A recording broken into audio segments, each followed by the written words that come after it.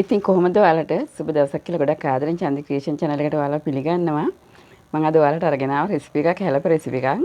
ඉතින් බලමු නේද කොහොමද හදන්නේ කියලා මේ හැලප රෙසිපි එක. ඉතින් මේ හැලප රෙසිපි එක හදන්න යන ගමන් මගේ channel එකට like කරලා subscribe කරගෙනම අපි යමු නේද කොහොමද හදන්නේ කියලා බලන්න. එන්නකෝ යන්න. ඉතින් මම අද වට්ටක්ක වලින් හැලප හදන්න තමයි යන්නේ. ඉතින් වට්ටක්ක වලින් ඕනම කෑමක් හදන්න පුළුවන්. මම ඉස්සෙල්ලා මගේ channel එකේ හැදුවා ඉන්දියාප්ප හැදුවා. පිට්ටු හැදුවා ඊට පස්සේ රොටිත් හැදුවා. දැන් අද හැලප හදන විදිහ තමයි අරගෙන ආවේ. ඉතින් මුලින්ම මේ හැලප එක හදන්නේ මම මේ පොතු ඉවත් කරලා වට්ටක්ක කෑල්ල සුද්ධ කරලා හොඳට සෝදලා අරගෙන පුංචි කෑලි කපලා බ්ලෙන්ඩර් ජාරයකට දාලා පොඩ්ඩක් හීන වෙන්න කොටාගෙන අරගෙන එන්නම්. ඊට පස්සේ අපි බලමු කොහොමද හදන්නේ කියලා. ඉතින් මම මේ වට්ටක්ක ටික හොඳට මේ හීනියට බ්ලෙන්ඩ් කරගෙන ආවා.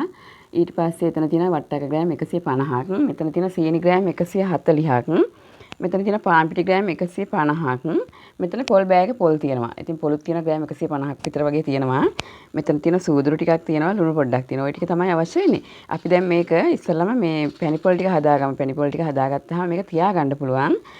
නිකන් ඇනුවතින් තියාගන්න අමාරුයි. නිකන් ඉටි ගතියක් එන දවසක් විතර යද්දි පැණි පොල් හොඳට හදලා පොල් ටික හොඳට තැම්බුණෙන් පස්සේ ගොඩක්ම පැණි පොල් වලින් හැදුවන් පස්සේ ටිකක් තියාගන්න පුළුවන්. ඒ පරණ වෙනවා අඩු ඉක්මනට. අපි බලමු කොහොමද හදන්නේ කියලා. දැන් සීනි ටික මම ලිපේ තිබ්බා. සීනි කැරමල් කරන්න අවශ්‍ය නැහැ. මොකද වට්ටක් වල පාට තියෙන ලස්සන පාටක් නේද? ඒක නිසා අපි සීනි කැරමල් කරන්න අවශ්‍ය නැහැ කොහොමත්ම. ඒක නිසා නිකන් පොල් ටික මලව ගන්න විතරයි ඕනේ. සීනි ටික දිය කරලා පොල් ටික මලව ගමු අපි. ඒක විතරයි කරගන්න ඕනේ. අපි එහෙම මේ සීනි ටික දිය වෙනකන් ඉඳලා පොල් ටික දාලා පොල් ටික මලව ගමු.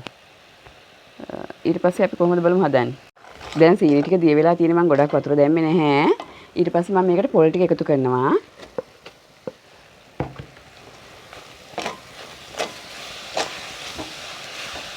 පොල් ටික එකතු කරනවා. මේකට සූදුරු ටිකත් අපි එකතු කරමු. ලුණු ටිකත් එකතු කරමු.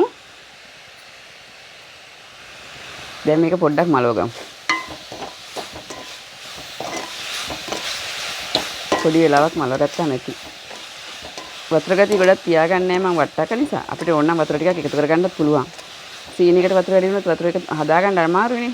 ඒක නිසා මම වතුර හිඳෙන්න තමයි මේක හදාගන්නේ පොල් පැණි එක.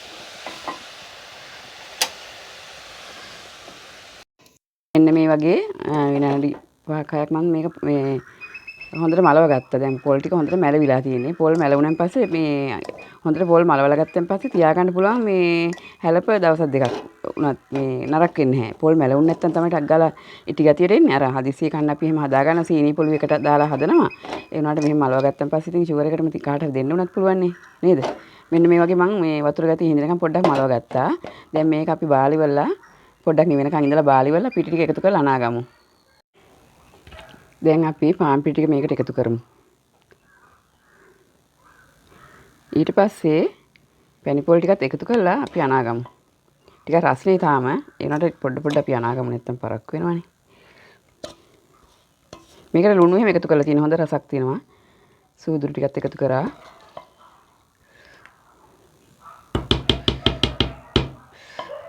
අපිට පේනවද මෙන්න මේ වගේ මිශ්‍රණයක් ආවේ. මේ මිශ්‍රණයට වතුර ගතිය පොඩ්ඩක් වැඩි. මොකද දන්නවද වැඩි? මම චුට්ටක් බ්ලෙන්ඩ් කරනකොට වතුර පොඩ්ඩක් ඉහ ගත්තා. ඒ නිසා අපි පාන් පිටි ටිකක් දාලා පදම හදාගමු. ඔයගොල්ලන්ට මේ වෙලාවේ සීනි මදි කියලා හිතනවා සීනි චුට්ටක් දාලා පදම හදාගන්න පුළුවන්. ඉතින් ඒක 아무තු දෙයක් නෙවෙයි නේද? දැන් හදාගමු. අනාගමු. අලා මෙන්න මේ වගේ මේ කැන්දකොළ වල පොල් තෙල් ටිකක් ගා ගන්න. නැත්නම් ඇලෙනවනේ. ඒ නිසා හොඳට පොල් තෙල් ටිකක් ගා ගන්න. ඒකට ගැලවෙනවනේ හොඳට. ඊට පස්සේ මම මෙන්න මේකත් පොඩ්ඩක් අතේ ඇලෙන ගතියක් තිබුණා. පොඩ්ඩක් ඒ ඇලෙන ගතිය ආවේ ඇයි දන්නවද? මම හොදපු ගමන් තමයි බ්ලෙන්ඩ් කරේ. වතුර ටික බේරෙනකන් හිටියේ නැහැ. එන්නේ නිසායි. වතුර මිශ්‍ර කරන්න අවශ්‍යම නැහැ. දැන් මේක මම පොඩ්ඩක් අතේ මේ බෝල කරගත්තා මේ පොල් තෙල් ටික අතේ තවරලා. දැන් ඊට පස්සේ මේක තුනී කරලා අපි හැලප ටික හදාගමු. මම තුනී කරගත්තා.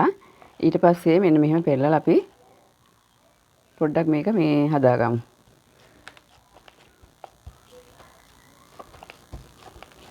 එහෙම කළා ඔක්කොම ටික හදාගමු අපි.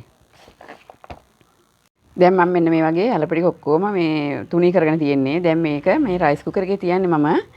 රයිස් කුකර් එකෙන් කරන්ට් එකෙන් නෙමෙයි මම මේ ගෑස් එකේ පරණ රයිස් කුකර් එකේ තියන්නේ. ඒ නිසා මෙන්න මෙහෙම අඩු කරගමු අපි.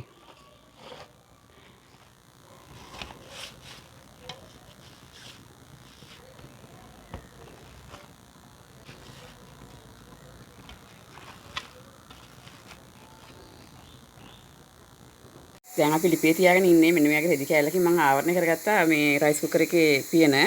දැන් බලමු අපි මේක තැම්බෙනකම් පොඩ්ඩක් බලමු කොහොමද කියලා. දැන් මම මෙන්න මේ හැලප් එක බාගත්තා. මේ බලන්න මේ දිගහැරලා තියෙන මේ බලන්න. පේනව නේද මේ? කිසිම ඇලෙන ගතිය මුකුත් නැහැ. කුරක්කම් වගේම තමයි මේ. හොඳට හයි වෙලා තියෙන ඇලෙන ගතිය මුකුත් නැහැ. අර ඒ වෙලේ ඇලුනේ අර වතුර ගතිය එක්ක මම අර වට්ටක්ක ටික මේ අඹර ගත්තානේ. ඉතින් ඔයගොල්ලෝ වට්ටක්ක ටික අඹර ගන්නකොට ටිකක් පොඩ්ඩක් වතුර ගතිය මේ පොඩ්ඩක් හොදලා ටිකක් වෙලා තියලා පස්සේ අඹර ගන්න කොටා ගන්න. ඉතින් පුදුම රසක් තියෙන මේ හැලප් එකක් තමයි මේ පේනව නේද ඔයාලට? ඉතින් මේ තමයි මම හදාගත්තු වට්ටක්කා හැලප් එක. ඉතින් හරිම රසයි. මේ බලන්නකො මේක කටේ ඇලෙන්නවත් අතේ ඇලෙන්නවත් කොලේ ඇලෙන්නවත් මුකුත් නැහැ. පේනව නේද? දැක්කම තේරෙනවන්නේ. ඔය ගලවලා තියෙන මේ පොඩ්ඩක් අර හදනකොට නම් පොඩ්ඩක් අතේ ඇලෙන ගතියක් තිබුණා. ඉතින් ඒක පිටි ටිකක් දාලා හදාගන්න පුළුවන්. පොඩ්ඩක් ඇලෙන ගතිය තිබුණත් ඒක ප්‍රශ්නයක් නැහැ. තැම්බෙනකොට ඉතින් හරියනවා. කිසිම ගේමක් නැහැ ඒවා. ඉතින් ඒවට බය වෙන්න දෙයක් නැහැ ඔයගොල්ලන්. ඉතින් පොඩ්ඩක් අර වතුර ගතිය තියෙද්දිම මේ බ්ලෙන්ඩ් කරගන්නත් එපා. ඉතින් වතුර වැඩි එකතු කරගන්නත් එපා. පැණි පොල් එකටත් වතුර එකතු කරගන්න එපා. ගොඩක් පැණි ගතිය තියෙන ගන්න එපා. හොඳට වේරලා ගන්න. එතකොට කිසිම ප්‍රශ්නයක් නැහැ. ඉතින් හදලා බලන්න කොහොමද කියලා මේ හොඳටම තියෙනවා නේද? ළමයින්ට කවා ගන්න හැම බැරි වෙන එකක් නැහැ මේව නේද? ඉතින් හදලා බලන්න. හදලා බලලා හොඳයි කියලා හිතෙනවා නම් මගේ channel එකට like කරලා subscribe කරන්න. මගේ channel එකත් එක්ක රැඳලා ඉන්න comment කරන්න. යාළුවෝ අතර share කරන්න. එහෙනම් ඉතින් අදට මම ගිහිල්ලා එන්නම්. ඔයාලට සුබ අනාගතයක් කියලා ප්‍රාර්ථනා කරන බොහෝම ස්තුතියි channel එක නරඹන සියලුම දෙනාට.